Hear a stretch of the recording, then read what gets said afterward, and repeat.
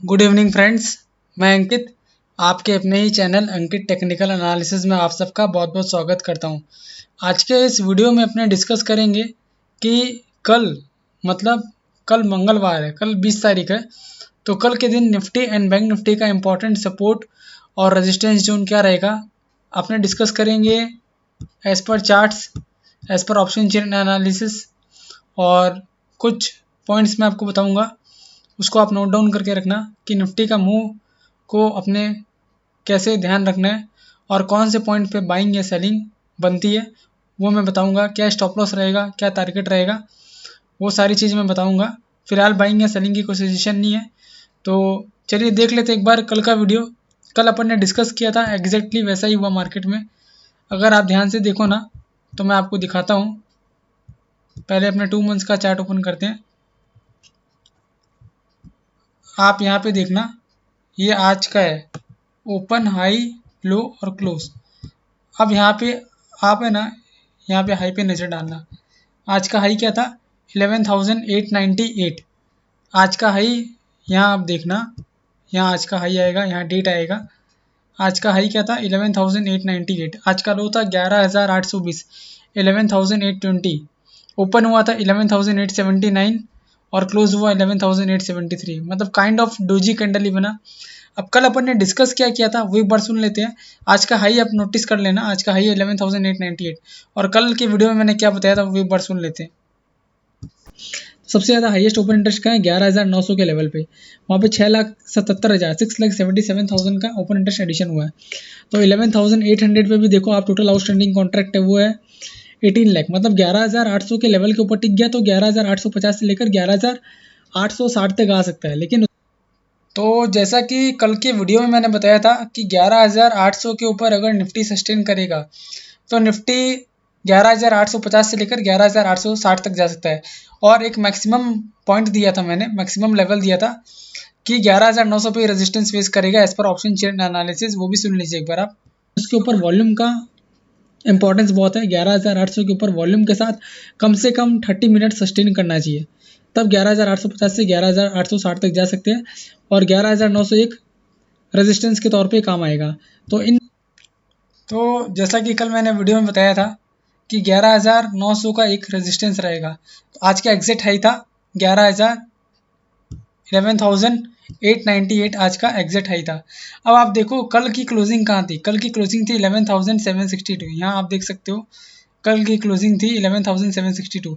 आज ओपन ही हुआ gap up, मतलब ये एक गैप क्रिएट कर दिया निफ्टी ने। आप ठीक देखो, ये एक बड़ा कैंडल बना था, मैंने कल भी बताया था, ये एक बड़ा कैंडल बना था। और उसके बाद आप देखो ये जो बड़ा कैंडल बना था, इसके बाद 3 दिन मार्केट ऊपर गया था। वैसे ही आप देखो थोड़ा बहुत सिमिलर पैटर्न है। 3 दिन का तो मैं नहीं बोल रहा हूँ, लेकिन 2 दिन गया है। कल का तो कल पता चलेगा। पहले 11,900 का लेवल ब्रिज करना जरूरी है। ये एक बड़ा कैंडल बना, इसी कैंडल की तरह एक बड़ा कैंडल बना, बियरिश इनगल्फिंग। फिर मार्केट एक दिन ऊपर गया, फिर दूसरे दिन ऊपर गया, मतलब उस दिन के लो को नहीं तोड़ा था। इस कैंडल में भी आप देखो, इस कैंडल में देखो उस दिन के लो को नहीं तोड़ा था और हाई तोड़ने के बाद मार्केट चला है। तो जब तक इस कैंडल का हाई मतलब 12,025 का हाई जब तक मार्केट ब्रेक नहीं करेगा तब तक मोमेंटम नहीं आएगा। अच्छा, एक छोटा मोमेंटम कब आएगा वो आप देखो, ऑप्शन चेन एनालिसिस के हिसाब से अपने जान लेते हैं।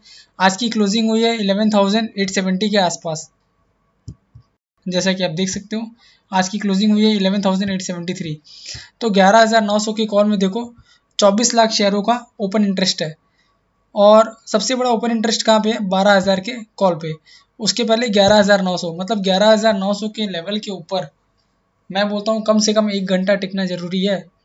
15 मिनट वाली 4 कैंडल या 30 मिनट्स वाले 2 कैंडल बनना ज़रूरी है। अगर 11,900 के ऊपर अपने टिकेंगे तो ये जो 24 लाख शेयरों का जो ओपन इंटरेस्ट है, उसके बाद जो सबसे बड़ा ओपन इंटरेस्ट आता है 31 लाख शेयरों का, तो 11,900 के ऊपर अगर अपने 1 घंटा कम से कम टिके वॉल्यूम के साथ तो अगला लेवल 12,000 का लेवल होगा। और नीचे एक सपोर्ट का है, नीचे सपोर्ट देखो आप 27,000, सॉरी नीचे एक बड़ा सपोर्ट है 11,800 पर। क्योंकि आज देखो ओपन इंटरेस्ट का एडिशन कितना हुआ है, उसमें ओपन इंटरेस्ट का एडिशन हुआ है, मैं आपको जूम करके दिखा देता हूँ।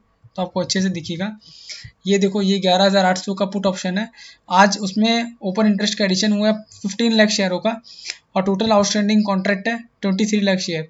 मतलब 11,800 एक बड़ा सपोर्ट है। जब तक 11,800 का लेवल नहीं टूटेगा तब तक अपने नीचे के बारे में नहीं सोच सकते। अगर 11,800 के लेवल के नीचे सस्टेन करना या क्लोज देना स्टार्ट हो गया तो फिर फर्दर 11,700 भी आ सकता है। लेकिन फिलहाल फॉर द टाइमिंग एक सपोर्ट अगर आप देखो तो 11,800 ही दिख रहा है as per option chain analysis. और एक रेजिस्टेंस देखो ना, 11,800 एक सपोर्ट दिख रहा है और एक रेजिस्टेंस देखो तो वो दिख रहा है 11,900। 11,900 का लेवल के ऊपर मैंने आपको ऑलरेडी बता दिया कि किस तरह टिकना जरूरी है, तब जाके 12,000 का लेवल दिख सकता है।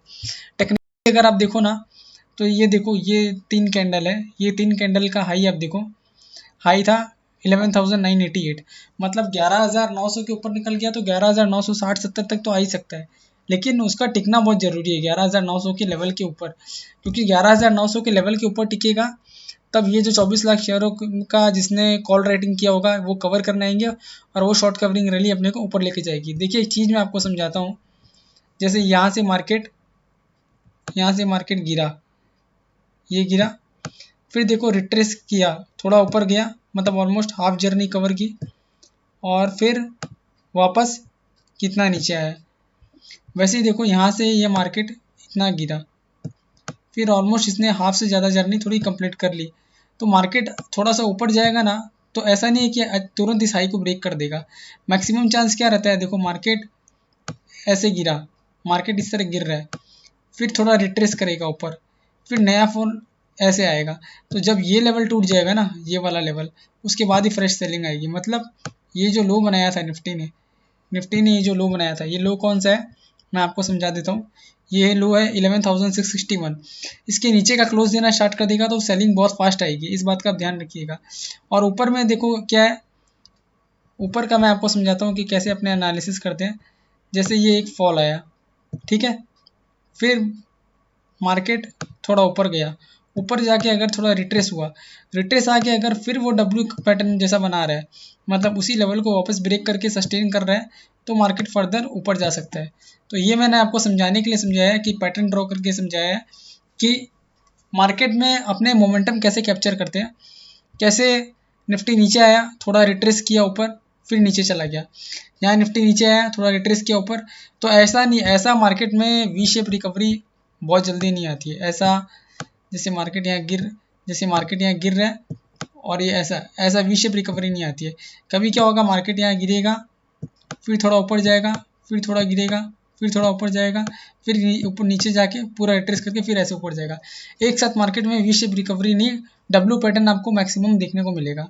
इस बात का ध्यान रखिएगा। ये तो रही निफ्टी की बात। अब अपने चलते हैं एक बार बैंक निफ्टी को एनालिसिस कर लेते हैं।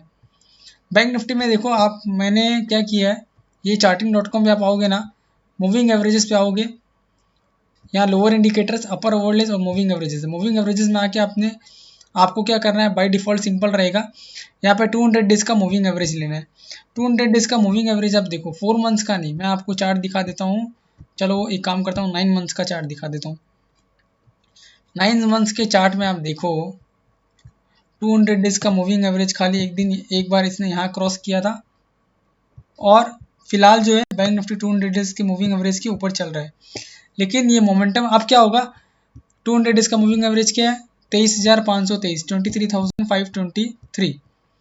अब आप ध्यान से देखना, मेरी बात को ध्यान से सुनना। ये इतने दिन स्ट्रगल किया था, 200 डेज के मूविंग एवरेज के ऊपर क्लोज नहीं दे रहा था, आज इसने क्लोज दे दिया है। तो अगर कल और क्लोजिंग आ गई फिर क्या होगा, क्लोजिंग अगर कल और आ गई तो सबका क्या कहना रहेगा कि 200 डेज की मूविंग एवरेज के ऊपर की क्लोजिंग आ गई है तो बाई कर लो। तो आपको ऐसे बाई नहीं करना है। जिसे मैं आपको समझाता हूँ, ये 200 डेज का मूविंग एवरेज क्रॉस हुआ तो वापस चांस रहता है कि इसको रीटेस्ट करना है।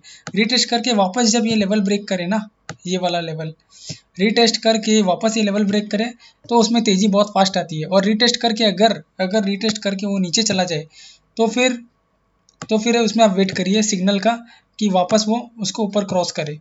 तो इस तरह अपने को ट्रेड लेना है। मैंने आपको समझा दिया। 200 डेज का मूविंग एवरेज एक बार इसने यहाँ क्रॉस किया था, कहाँ पे, इस कैंडल पे क्रॉस किया था, और आज 200 डेज के मूविंग एवरेज के ऊपर की क्लोजिंग आई है 24,267 की। लेकिन आपको मैंने समझाया क्या, कि 200 डेज का मूविंग एवरेज क्रॉस किया तो सब बोलेंगे बाइंग करना है, लेकिन बाइंग करने के पहले क्या है, कभी कभी वो बैंक निफ्टी क्या करेगा, 200 डेज का मूविंग एवरेज को सिंपल रीटेस्ट करने आएगा। रीटेस्ट करने आए और वापस वो पिछला जो हाई बनाया था उसको ब्रेक कर दे स्विंग हाई, तो उसमें तेजी बहुत फास्ट बनेगी, मतलब मार्केट बहुत मोमेंटम गेन करेगा। और अगर 200 डेज के मूविंग एवरेज के नीचे आ जाए, रिट्रेस करे और फिर वापस जो 200 डेज का मूविंग एवरेज ब्रेक करे ना, तभी आपको बाई करना है। इस बात का आप ध्यान रखिएगा, ये मैंने आपको समझाने के लिए ये ड्रॉ किया है। तो अब देख लेते हैं एक बार बैंक निफ्टी का जो इम्पोर्टेंट लेवल है वो कौन सा आ रहा है।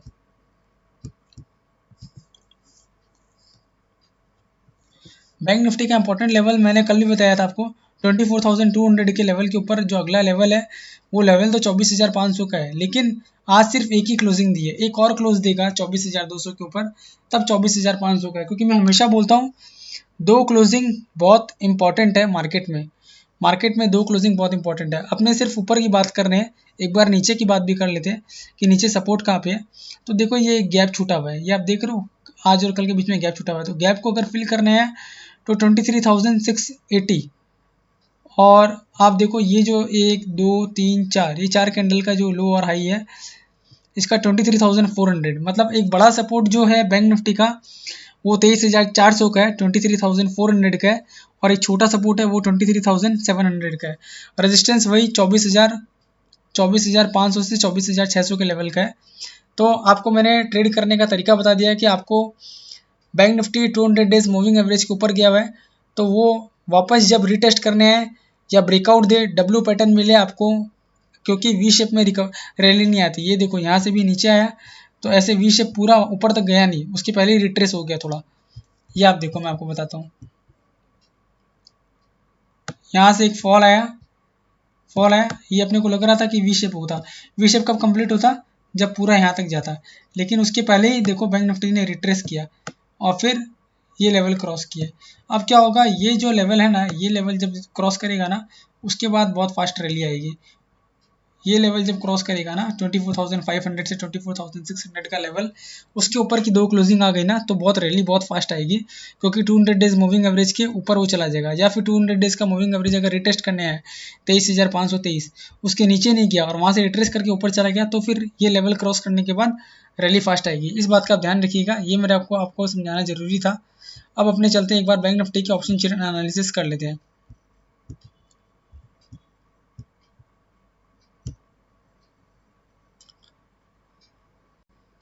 बैंक निफ्टी का क्लोजिंग देखो आप 24,266 है, 24,266। तो आप देखो 24,000 के बाद जो सबसे बड़ा हाईएस्ट ओपन इंटरेस्ट है वो कहाँ पे है, 24,500 की कॉल पे कितना है, 9,39,000 शेयरों का। और जो हाईएस्ट ओपन इंटरेस्ट का एडिशन हुआ है वो भी आज यहाँ पे ही हुआ है, 3,22,000 शेयरों का हुआ है। तो 24,500 का लेवल बहुत इंपॉर्टेंट है, ये रेजिस्टेंस क्रॉस होकर क्लोजिंग देगा, उसके बाद फर्दर बैंक निफ्टी ऊपर गेन कर सकता है। और एक नीचे सपोर्ट कहाँ पे है, नीचे एक सपोर्ट देखो सबसे बड़ा ओपन इंटरेस्ट का एडिशन है कहाँ पे, 4,12,000 शेयरों का। कौन से ओपन इंटरेस्ट पे, 23,500 के पुट पे, एक्सक्यूज मी। तो 23,500 का लेवल जब तक ब्रीच नहीं करे तब तक आपको टेंशन करने की जरूरत नहीं है। तो बैंक निफ्टी ऐसा लग रहा है कि 23,500 से लेकर 24,500 के लेवल के बीच में रहना चाहिए। हाँ, 24,500 के लेवल के ऊपर अगर बहुत फास्ट जाना स्टार्ट कर दिया वॉल्यूम के साथ तो फर्दर मोमेंटम गेन कर सकता है, लेकिन आपको जैसे मैंने बताया कोई भी वी शेप रिकवरी नहीं आती, थोड़ा रिट्रेस करता है और फिर वो पुराना लेवल जब वापस ब्रेक करता है ना तो एक रैली फास्ट आती है। अच्छा, मैंने ये डाइवर्जेंस देखने के लिए लगाया था लेकिन मुझे कोई डाइवर्जेंस दिखा नहीं, क्योंकि यहाँ से नीचे आया फिर ऊपर गया प्राइस, सेम RSI पे एक्शन दिख रहा है, यहाँ से नीचे आया और ये ऊपर गया, तो कोई डाइवर्जेंस नहीं है। वीडियो का एक डिस्क्लेमर है, ये देखो मैंने आपको सारे पैटर्न आज ड्रॉ करके दिखाए हैं। तो वीडियो अच्छा लगे तो प्लीज़ आप सबसे रिक्वेस्ट है कि वीडियो को लाइक ज़रूर करें, वीडियो को लाइक करके मेरे को इनकरेज करें ताकि मैं आपको समझाते रहूँ कि किस तरह का पैटर्न ड्रॉ करके आपको किस तरह ट्रेड कब लेना है। और आप सबसे एक रिक्वेस्ट है, वीडियो का जो लिंक है अपने फ्रेंड्स के साथ अपने स्टॉक मार्केट के व्हाट्सएप ग्रुप में ज़रूर शेयर करें।